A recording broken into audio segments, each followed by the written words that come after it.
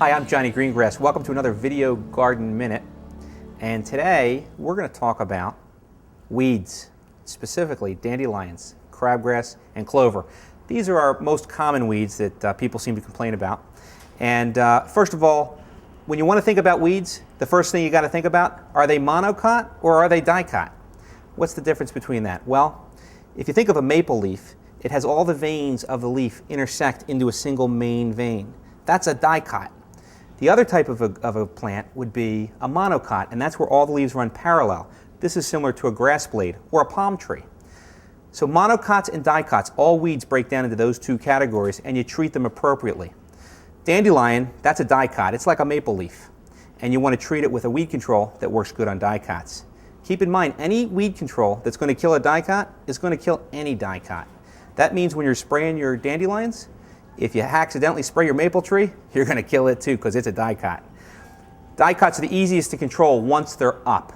If you see a broadleaf weed or a dicot weed, such as a dandelion, you spray it where you see the weed and the weeds die. That's called post-emergent weed control. You control it after the weed has emerged. Clover is also a dicot, like a maple leaf. One of the problems with clover, though, is it has a waxy coat on top of the surface. And the waxy coat has a tendency to repel some of the weed controls. So sometimes to get adequate clover control, you may need to make 2 or 3 applications.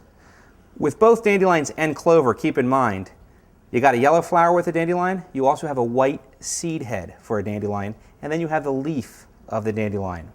The clover, again, you've got the clover plant, but you also have the clover flower, which is a little white flower. So little identification so you know what you're looking at. That leads us to crabgrass. Crabgrass is a monocot weed.